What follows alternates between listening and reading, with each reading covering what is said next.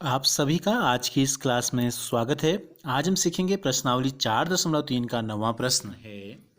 दो पानी के नल एक साथ एक हौज को 9 सही 3/8 घंटों में भर सकते हैं। बड़े व्यास वाला नल हौज को भरने में कम व्यास वाले नल से 10 घंटे से कम समय लेता है। तो प्रत्येक द्वारा अलग से हौज को भरने में समय ज्ञात करना है। तो देखो, एक हौज है और दो नल हैं। एक छोटा है, पतला है, यानी कि उसका व्यास कम है, और जो मोटा है यानी कि उसका व्यास जो है ज़्यादा है। ठीक है, हमें कह दिया है कम व्यास वाले नल से 10 घंटे कम समय लेता है। अगर हमें ये पता करना हो कि बड़ा नल जो है वो हौज को भरने में कितना टाइम लेता है, तो उसके लिए हमें ज़रूरत पड़ेगी, पहले हमको ये पता होना चाहिए कि छोटा वाला नल कितना समय लगाता है। ठीक है, क्योंकि दिया है बड़ा वाला जो नल है वो हौज को भरने में कम वाले जो छोटा जो नल है उससे 10 घंटे कम समय लेता है। तो हम इस शुरुआत जब करेंगे तो हम ये मान लेंगे, माना कम व्यास वाला नल, कम व्यास वाला जो नल है हौज को भरने में समय लेता है, बराबर हौज को भरने में समय लगाता है या समय लेता है, समय लेता है, बराबर हमने ले लिया x घंटे। ठीक है, हमने ये मान लिया कि जो कम व्यास वाला नल है वो हौज को भरने में कितना टाइम लगाता है, वो लेता है x घंटे। तो इसलिए बड़े व्यास वाला नल, बड़े व्यास वाला जो नल है वो हौज को भरने में समय लेगा, बराबर नल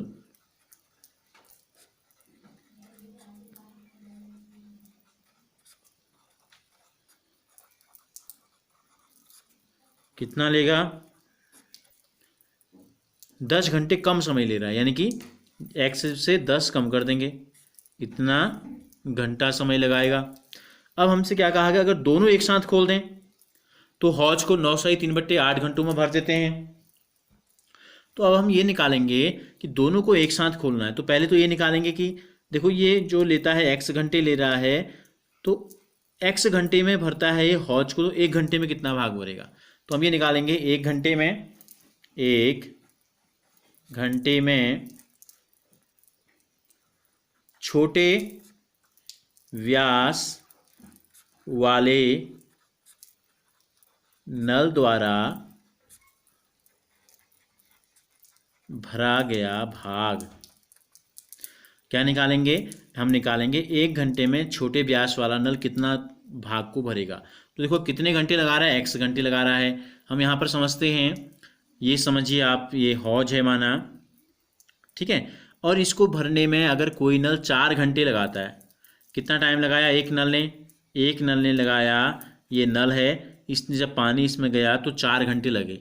अगर हम ये कहें कि 1 घंटे में कितना पानी भरेगा, और लगातार पानी जो है कि माँ की मात्रा जो है बराबर है, तो हम क्या करते हैं, इसके 4 बराबर भाग कर देते हैं। यानी कि पहले घंटे में इतना, दूसरे घंटे में इतना भरा, तीसरे घंटे में इतना, और चौथे घंटे में इतना।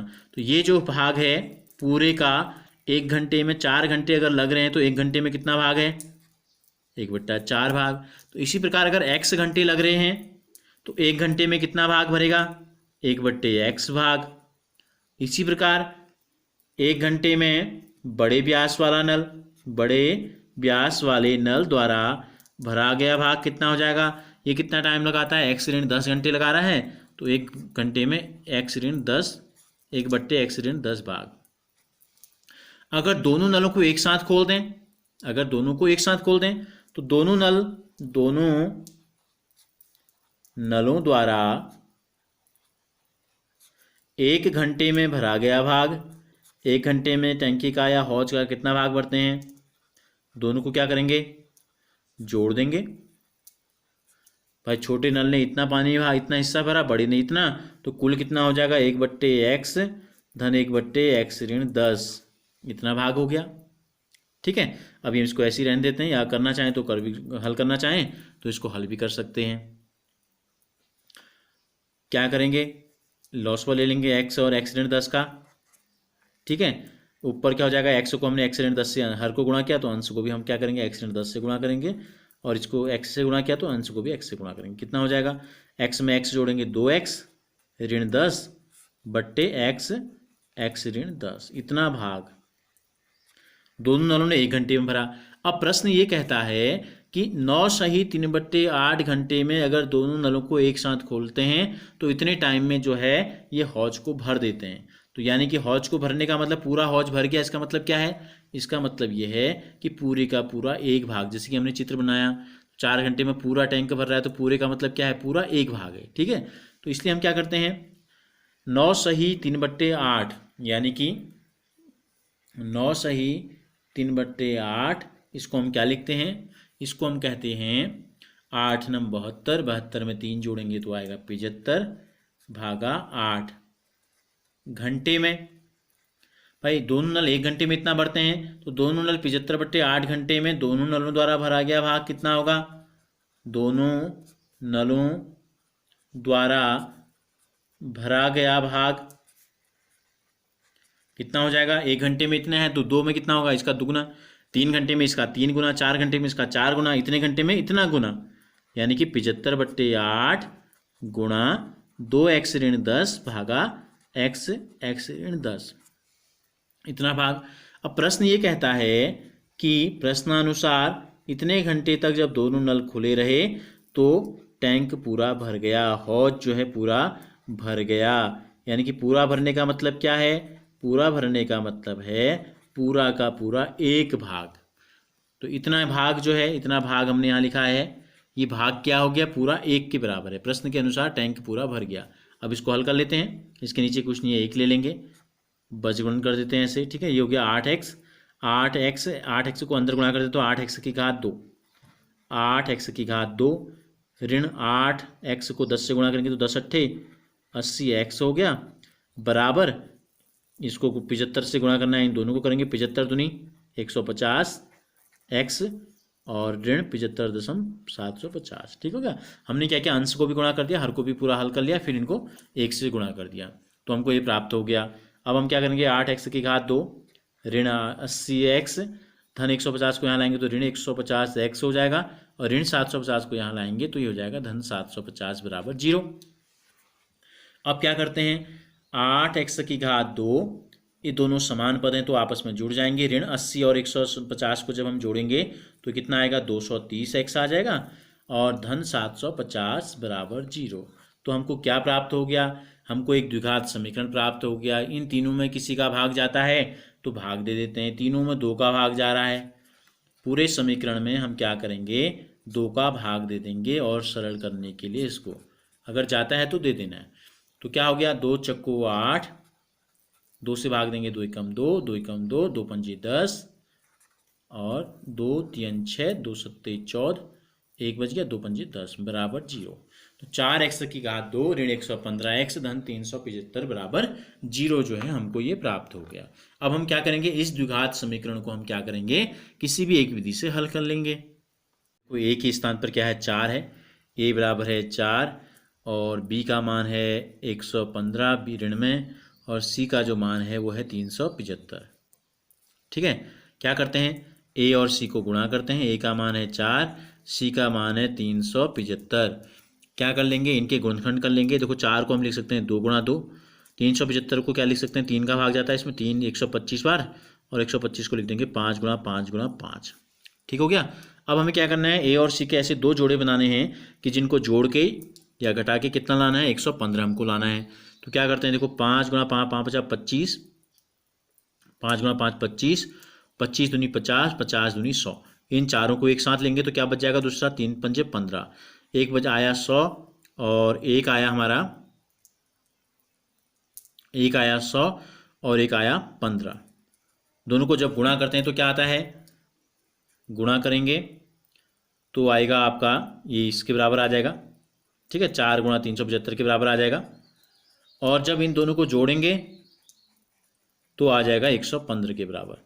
तो हम क्या करेंगे, हम यहाँ जब हल करेंगे इस प्रश्न को तो हम क्या कर लेंगे, 4x की घात 2 ऋण 115 के स्थान पर क्या रखेंगे, 100 धन 15, और बाहर से लिखेंगे x धन 375 बराबर 0। ये हमने कर दिया। तो मध्य पद के 2 भाग हमने कर दिए, इसको सरल कर लेते हैं। 4x की घात 2 ऋण 100 से गुणा करेंगे x को, ऋण 100x ऋण गुणा धन ऋण 15x धन 375 बराबर 0। क्या करेंगे, दो दो के जोड़े बनेंगे, 4x और x भी कॉमन है, यानी कि 4 का भाग इसमें भी जाता है। ठीक है, तो x हमने बाहर ले लिया, 4 भी हमने बाहर ले लिया, तो यहाँ बच गया एक x, ऋण की जगह ऋण। 4 का भाग 100 में कितनी बार जाता है, 25 चक्को 100 होता है ना, 25 बार जाता है, तो बच गया अंदर 25। ठीक है, हमने 100 को क्या लिखा, 4 गुणा 25 लिखा, 4 बाहर ले लिया, तो 25 बच गया। x ऑलरेडी पहले ही बाहर ले चुके हैं हम ऋण।